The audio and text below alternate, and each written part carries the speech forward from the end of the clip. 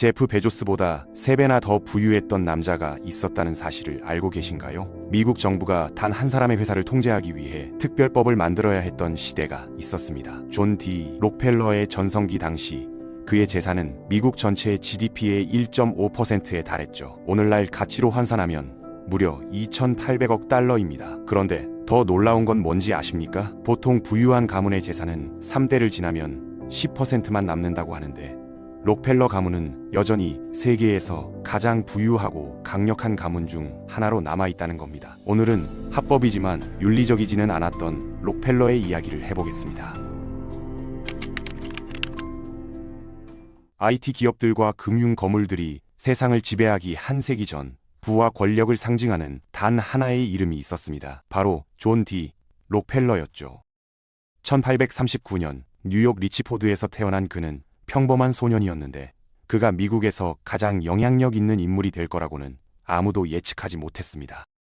아버지 윌리엄 에이버리 록펠러는 사기꾼이었고 나중에는 돌팔이 의사가 되었거든요. 집에서 만든 약을 팔아다닌 거죠. 그의 진짜 삶은 미스터리로 가득했고 성공한 것처럼 보이려고 애썼으며 심지어 말 도둑단과 연루되었다는 소문도 있었습니다. 윌리엄은 가족을 자주 이사시켰는데 1857년에 이르러서야 오하이오주 클리블랜드에 정착했습니다. 아버지가 편안한 집을 마련해준 이 도시가 록펠러 가족의 영구적인 보금자리가 되었고 젊은 존에게는 미국 동부 해안의 성숙한 시장에서는 찾을 수 없었던 기회들을 제공했죠. 어린 시절 존 D. 록펠러는 다른 시골 소년들처럼 단순한 삶을 살았습니다. 1년에 몇 달 동안 동네 학교에 다니고 나머지 시간은 시골에서 일하며 놀았죠. 나무를 자르고 말을 돌보고 농장을 관리하며 닭과 칠면조를 키웠습니다. 똑똑했지만 겸손했고 주어진 일은 무엇이든 꾸준히 해냈는데 사람들은 그에게 별 관심을 두지 않았습니다. 그저 평범했으니까요. 유일하게 눈에 띄는 특징이라면 나이에 비해 과묵하고 말이 없다는 것뿐이었습니다. 그의 첫 직장은 상당히 평범했는데 고등학교를 중퇴하고 하루에 50센트를 버는 최저임금 보조부기 담당자로 일했습니다. 하지만 그에게는 계획이 있었죠. 평범한 수입의 삶에서 벗어날 비전이 있었던 겁니다.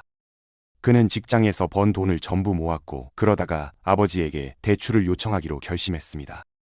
우리가 이미 이야기했듯이 그의 아버지는 수상한 인물이었지만 어쨌든 돈은 좀 숨겨놓고 있었던 것 같습니다. 중요한 건 저축한 돈과 아버지에게서 빌린 돈으로 존 록펠러가 비즈니스 세계에 첫 발을 내디뎠다는 거죠. 1859년 그는 파트너와 함께 록펠러 앤 클라크라는 상품 중개 회사를 시작했고 이 회사는 농산물과 석유 제품을 거래했습니다. 정말 똑똑한 결정이었는데 당시 미국의 석유 산업이 막 분을 일으키기 시작했거든요. 게다가 클리블랜드는 펜실베이니아 유전에 가까웠고 훌륭한 운송망을 갖추고 있어서 석유 정제의 중심지가 되었습니다. 1863년이 되자 록펠러와 그의 파트너들은 자체 정제소를 열 만큼 충분한 자본을 모았죠. 이 시점에서 록펠러와 파트너들이 함께 큰 성공을 거두며 세상에 이름을 남길 거라고 생각하실 수도 있습니다. 가난한 시골 출신 두 소년이 성공하는 전형적인 미국식 감동 스토리 말이죠. 하지만 우리 이야기는 그렇게 흘러가지 않습니다. 어린 나이에도 존 록펠러는 냉혹했거든요. 사업을 시작한 지 겨우 2년 만에 록펠러는 파트너를 내쫓고 그의 지분을 사들였습니다. 그리고는 화학자 사무엘 앤드루스와 새로운 회사를 설립했죠. 이 단계에서 그에게는 더 많은 자본이 필요했고 그래서 백만장자 스티븐 하크니스에게 접근했습니다. 하크니스는 10만 달러를 투자해 조용한 파트너가 되기로 했는데 한 가지 조건이 있었죠. 록펠러가 하크니스의 친척인 헨리 플래글러를 파트너로 받아들여야 한다는 겁니다. 그런데 이 꽤 좋은 결정이었던 게 플래글러의 조직 능력과 창의적인 비즈니스 기술이 록펠러의 신중한 자금 관리와 전략적 비전을 완벽하게 보완했거든요. 마침내 진정한 파트너십이 구축되었고 이것이 록펠러의 거대한 산업 제국으로 가는 길을 열어주었습니다. 1870년 불과 몇 년 만에 록펠러는 오하이오 엘리트들 사이에서 강력한 젊은이가 되었습니다. 하지만 이것으로는 충분하지 않았죠. 그는 더 원했습니다. 겨우 31살의 나이에 록펠러는 자신을 상상할 수 없을 만큼 부유하게 만들어줄 회사를 설립했고 많은 면에서 석유의 현대시대를 열었습니다. 회사 이름은 스탠더드 오일이었고 그 전술은 잔인했으며 존은 회사를 무자비하게 운영했죠. 그에게는 다른 사람들과 차별화되는 전략이 있었는데 동료들과 달리 록펠러의 새 회사는 석유 정제에 집중했습니다. 탐사와 시추보다 산업의 이 부분이 더 안정적인 비용을 자랑했기 때문이죠. 비용 절감과 폐기물 감소에 대한 록펠러의 집착은 동시대 사람들 사이에서 잘 알려져 있었는데 그의 야망은 단순히 효율적인 것을 넘어섰습니다. 그는 지배하고 싶었거든요. 이를 달성하기 위해 그는 연구개발에 막대한 투자를 했고 가장 뛰어난 인재들을 공격적으로 영입해서 마치 철권으로 통제하는 이 기계의 엔진룸처럼 느껴지는 곳에서 일하게 했습니다. 연구개발을 넘어서 스탠더드 오일은 사내 노동력을 통합하고 정제소 부산물을 찾는 시장으로 공격적으로 확장했죠. 심지어 다른 사람들이 쓸모없다고 생각한 유전도 인수했습니다. 예를 들어 록펠러는 오하이오에 있는 사워 오일이 매장된 것으로 알려진 유전을 인수했는데 이 석유는 불순물 때문에 사용할 수 없다고 여겨졌거든요. 하지만 록펠러는 적절한 곳에 충분한 돈을 투자하면 어떤 문제든 해결할 수 있다는 걸 알고 있었습니다.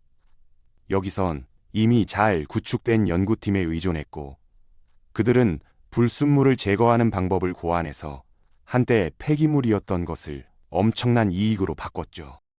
다른 사람들이 보지 못한 곳에서 가치를 찾는 이런 접근법은 록펠러가 미국 산업의 정점으로 올라가는 데 있어 특징적인 방법이 되었습니다.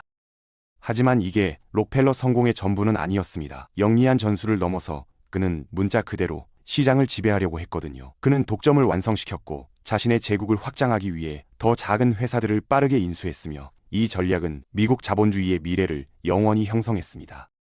1872년 첫 3개월 동안 록펠러는 클리블랜드의 경쟁자 26개 중 22개를 사들이거나 폐쇄시키거나 파산시켰죠. 그의 접근법은 무자비했는데 고전하는 정제소에 공정한 시장 가격이라고 주장하는 금액을 제시했지만 실제로는 스탠더드 오일의 비열한 전술이 그들을 파산으로 몰아가고 있었던 겁니다. 스탠더드 오일의 엄청난 규모 덕분에 록펠러는 전례 없는 이점을 얻었는데 하루 60대 분량의 석유 운송을 보장함으로써 독점적인 철도 할인을 협상했습니다. 이런 거래들은 그의 운송 비용을 대폭 줄였고 경쟁자들은 그런 유리한 조건으로 도저히 경쟁할 수 없었죠. 상황은 더 악화될 뻔했습니다. 록펠러의 영향력은 그가 남부 개량 회사를 지지하면서 더욱 확장되었는데 이건 운송 비용을 고정하려는 공개적인 계획이었거든요. 하지만 대중은 그의 편이 아니었습니다. 대중의 분노가 빠르게 그 제안을 막아버렸죠. 정치인들을 좌지우지할 수 있는 능력에도 불구하고 록펠러는 가장 강력한 거물도 단결된 대중의 힘을 압도할 수는 없다는 걸 배웠습니다. 대중은 그를 전혀 좋아하지 않았거든요. 그의 석유 제국은 악명 높았고 종종 문어에 비유되었는데 그 촉수가 석유 산업뿐만 아니라 철강, 구리, 주의사당, 심지어 미국 정부의 최고 직위까지 뻗쳐 있었습니다. 하지만 대중의 지지를 받지 못했음에도 여전히 지배하고 있었죠. 1880년대 후반이 되자 스탠더드 오일의 지배력은 사실상 완전해졌고 미국 정제소의 90%를 장악했습니다. 하지만 존이 당시에 인식하지 못한 것은 그의 전성기가 제한적이라는 거였습니다. 이 압도적인 독점과 남부 개량 회사와 관련된 스캔들이 재선 위협에 직면한 정치인들에게 강렬한 압력을 가했고 그들은 마침내 반독점법을 통과시키고 철도 환급을 불법화하기 시작했죠. 록펠러가 언론을 피하는 엄격한 정책을 가지고 있었다는 것도 도움이 되지 않았는데 이게 오히려 기자들이 스탠더드 오일을 더 깊이 조사하고 그 비열한 전술을 더 많은 대중에게 폭로하도록 부추겼거든요. 대중의 감시와 법적 도전은 계속 강화되었고 1911년 대법원은 스탠더드 오일이 셔먼 반독점법을 위반했다고 판결했습니다. 이로 인해 회사는 34개의 독립적인 기업으로 분할되었고 결국 록펠러는 56세의 나이에 일상적인 운영에서 물러나야 했죠. 비록 회사 사장으로서 명목상의 대표로는 남아있었지만요. 아이러니하게도 이 분할은 록펠러에게 전화위복이었습니다. 그렇게 거대한 제국을 운영하는 엄청난 압박이 그의 건강에 타격을 주었거든요. 50대 중반의 보통 사람을 상상해보고 당시 사람들이 록펠러를 어떻게 묘사했는지와 비교해보세요. 탐사 기자 아이다 타벨은 록펠러를 세상에서 가장 슬픈 대상 중 하나라고 묘사했는데 탈모증으로 인해 머리카락이 완전히 빠지고 창백해졌다고 언급했습니다. 그녀는 그의 신체적 변화가 그의 잘못으로 여겨지는 것들을 상징하는 것 같다고 말하지 않을 수 없었죠. 여기서 제가 약간 추측을 해야 하는데 그의 무자비한 사업 관리 방식, 많은 사람들의 일자리를 빼앗은 방식, 사업을 구축하기 위해 자신의 길에 있는 모든 것을 잔인하게 파괴한 방식, 이 모든 것이 그의 건강 악화에 역할을 했을 겁니다. 하지만 이것이 전환점이기도 했다고 생각하는데 이 시점에서 우리는 그의 사고방식에도 변화가 있었다는 걸 알 수 있거든요. 이제 그는 근본적으로 다른 무언가에 집중하기 시작했고 그게 바로 자선이었습니다. 이 변화는 록펠러 재단의 시작을 알렸고 이는 존 D. 록펠러 유산의 초석이 되었죠. 1913년 존 D. 록펠러와 그의 가족에 의해 설립된 이 재단은 그의 사업 제국에서 자선 활동으로의 변혁적인 전환을 의미했습니다. 재단은 상당한 기부금으로 구축되었고 세 가지 주요 영역에 집중했는데 공중보건, 교육, 그리고 과학 연구였습니다. 공중보건에 대한 록펠러의 헌신은 특히 깊었는데 그의 재정 지원이 시카고 대학교와 록펠러 의학연구소 설립에 도움을 주었고 이 두 기관은 생의학 연구의 선구자가 되었거든요. 이 자금은 또한 수망염과 황열병 같은 질병의 백신 개발에도 중요한 역할을 했습니다. 게다가 그는 미국의 의학 교육을 혁신했고 중국 최초의 현대의과대학을 설립했죠. 시골의 가난한 지역에서 자란 록펠러는 더 나은 공중위생과 건강교육을 강력히 지지했고 1918년 존스 홉킨스 대학교와 1921년 하버드 대학교의 공중보건학교를 설립했습니다.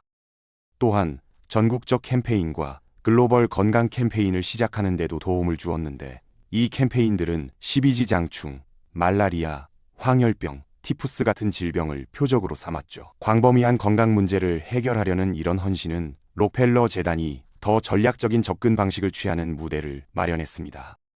수많은 소액 기부 대신 록펠러는 상당한 잠재력을 가진 기관에 실질적인 기여를 하는 걸 선호했거든요. 그는 근본 원인을 해결하고 지속적인 해결책을 찾는 것을 믿었습니다. 곧 영향력 있고 지속 가능한 해결책의 잠재력은 즉각적인 건강 요구를 훨씬 넘어 확장되었습니다. 록펠러 재단은 녹색혁명의 주요 자금 제공자였는데 이는 개발도상국의 농업 생산성을 대폭 증가시켰고 최대 10억 명의 생명을 구한 것으로 평가받고 있거든요. 수년 동안 재단은 미국 정부 전체보다 더 많은 해외 원조를 분배했습니다. 실제로 그는 너무나 많은 재산을 기부했기 때문에 후손들에게는 그중 일부만 물려줄 수 있었죠. 1912년 록펠러의 재산은 당시 달러 가치로 거의 9억 달러에 달했지만 그가 사망했을 때 유산은 겨우 2,600만 달러에 불과했습니다. 이는 그의 자선 활동에 대한 헌신을 보여주는 거죠. 하지만 이 모든 걸 말하면서 사회에 대한 모든 기여와 혜택이 정말 선의와 좋은 마음에서 나온 걸까요? 제 생각엔 이건 좀 더 복잡한 답이 있을 것 같습니다. 이렇게 할 수 있는 이유는 여러 가지인데 세금 공제, 어두운 과거를 미화하는 것, 금전적 가치를 넘어선 유산을 구축하는 것 등이죠. 이런 역사적 인물들의 마음을 실제로 들여다볼 수는 없고 증거에 기반해서 추측할 수밖에 없습니다. 하지만 결국 록펠러 재단에서 나온 혜택은 부인할 수 없죠. 한 세기가 넘은 지금도 록펠러 가문은 여전히 강력한 존재로 남아 있습니다. 포브스에 따르면 그들은 총 103억 달러의 순자산을 보유하고 있는데 일부에서는 그들의 재산이 훨씬 더 많을 수 있다고 추측하지만 우리는 현재 공개적으로 이용 가능한 정보만 다루겠습니다.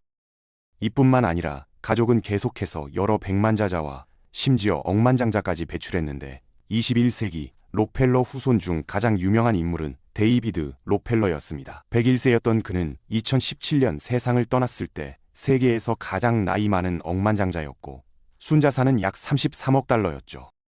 석유 산업에서도 그들의 영향력은 여전히 눈에 띕니다. 스탠더드 오일은 반독점 판결로 인해 여러 회사로 분할되었지만 오늘날 주요 석유 기업들인 BP, 엑손, 코노코필립스, 쉐브론 모두 스탠더드 오일에 뿌리를 두고 있거든요. 2016년에야 비로소 가족이 석유 시장에서 완전히 철수했는데 화석 연료 회사에 대한 모든 투자를 매각하며 윤리적 이유 때문이라고 주장했습니다.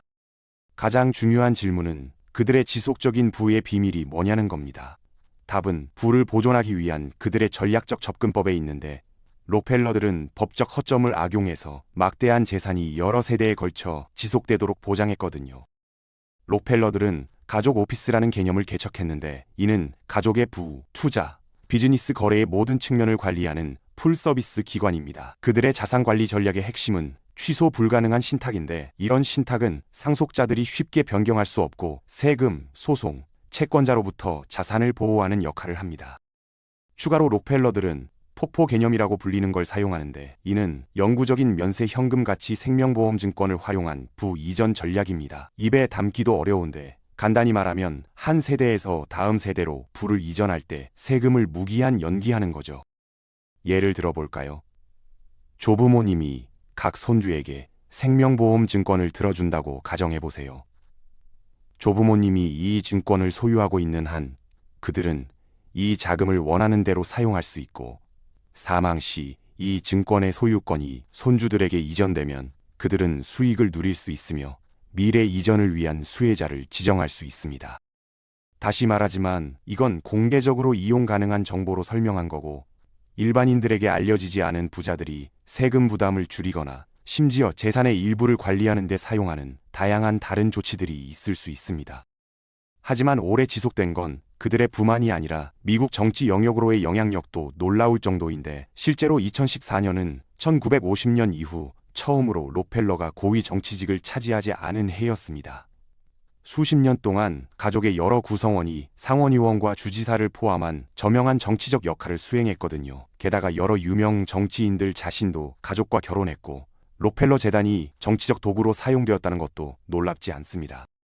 처음에는 글로벌 보건과 교육 개혁을 지원하는 것을 목표로 했던 재단의 활동이 때로는 미국의 외교 정책 쪽으로 이동했거든요. 예를 들어 전후 프랑스에서 록펠러 재단의 개입은 공산주의에 대항하는 데 도움을 주었고, 프랑스의 경제 및 교육 정책에 영향을 미치는 역할을 했는데, 이는 프랑스가 미국의 영향권에 확고히 남아있도록 보장했습니다. 오늘날 글로벌 정책은 빌 앤 멜린다 게이츠 재단 같은 다른 주요 자선단체들과 함께 록펠러 재단에 의해 계속 형성되고 있죠. 그들의 이니셔티브는 보건과 농업에서 국제 파트너십까지 다양한데, 하지만 이게 종종 시장 기반 이익과 일치합니다. 글로벌 보건과 경제 정책에 대한 전략적 포지셔닝과 상당한 투자를 통해 록펠러 가문은 국내 및 국제 정책과 플랫폼을 형성하며 강력한 존재감을 유지하고 있거든요. 비평가들이 이런 종류의 노력이 종종 유엔 같은 국제기구를 약화시킨다고 주장하는 건 놀랍지 않은데, 이런 재단들이 초점을 이윤 중심 솔루션으로 옮겨 글로벌 개발 전략을 부패시킨다고 인용하죠. 심지어 일부는 그들의 접근법이 약탈적이라고까지 말합니다. 그들은 국제기구의 직원을 배치해서 과학, 비즈니스, 정치 엘리트들에게 특권적인 접근을 얻는다는 비난을 받았거든요. 이런 전략은 특히 보건 부문에서 글로벌 파트너십의 확산으로 이어졌고, 비평가들은 이런 이니셔티브가 자신들의 영향력을 증가시키기 위해 공중보건 개발 노력을 방해할 수 있다고 말합니다. 그러니까 제가 앞서 말했듯이 자선활동과 겉보기에 관대한 행동들은 종종 자기 보존과 정치의 장소에서 나올 수 있는 거죠. 그렇긴 하지만 그들의 동기가 무엇이었든 이런 자선활동으로부터 많은 수혜자들이 있었다는 건 부인할 수 없습니다. 존 D. 록펠러는 시스템을 탐색하는 데 달인이었고, 규칙 내에서 모든 기회를 무자비하게 활용했으며, 그 규칙이 더 이상 그의 야망에 맞지 않을 때는 변화에 영향을 미치는 것을 두려워하지 않았습니다. 그의 자선활동은 교육, 과학, 공중보건을 재편했고 지속적인 긍정적 영향을 남겼죠. 하지만 우리는 그의 유산을 비판적으로 받아들여야 하는데, 그의 부 뒤에는 도덕적 타협이 있었다는 걸 인식하면서요. 존 록펠러의 기여가 의심할 여지 없이 많은 사람들의 삶을 개선했지만, 그것들은 종종 그가 자신의 이익을 위해 조작한 시스템 위에 세워졌습니다. 미국 자본주의의 더 어두운 면과 더 밝은 면 모두를 정의한 복잡한 인물이죠.